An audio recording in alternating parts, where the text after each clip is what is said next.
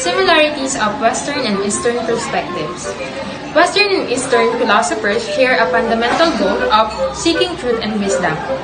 A deep curiosity drives philosophers from both traditions to understand the nature of reality, the self, and the world. Both perspectives encourage self-improvement, but Eastern views prioritize harmony with the community and nature, while Western views are more centered on individual success and personal development. For the Eastern and Western differences, they are different in terms of belief, values, and practices. One of the most fundamental differences is that Eastern philosophy tends to be more holistic and spiritual, while Western philosophy is more individualistic and rational. Also, in the Eastern perspective, self-development is often linked to fulfill societal roles and maintain harmony in relationship. In contrast, the Western perspective promotes self-development through independence, personal growth, and individual identity. Confucianism, founded by Confucius. They believe about the golden rule, which is do not do to others what you would not want others to do to you. In Tagalog, huwag mong gawin sa iba ang ayaw mong gawin sa iyo ng kapwa mo. Its greatest mission is to attain self-actualization. Buddhism comes from ancient China, from the Greek word bodh, which means awake. It is founded by Siddhartha Gautama, and it has 5 parts: the matter, sensation, perception, mental constructs, and consciousness.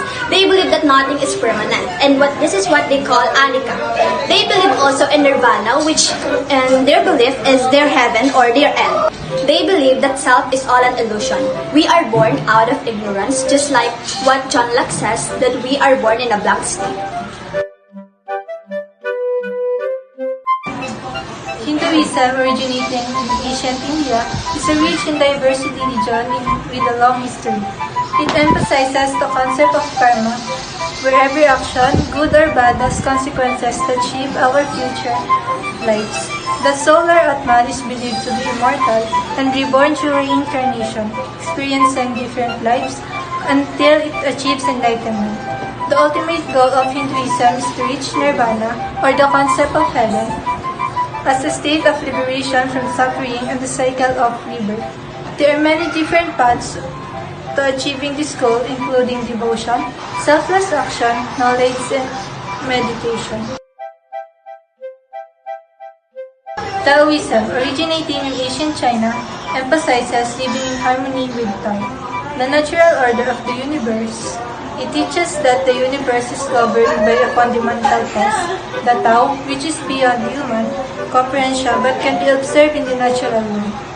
Taoists strive to live in accordance with the Tao by cultivating balance, simplicity, and spontaneity. They believe that by aligning themselves with the natural flow of the universe, they can achieve a state of inner peace and harmony. Taoism offers a variety of practices such as meditation, breathing exercises, and martial arts that help individuals connect with the Tao and live a more fulfilling life.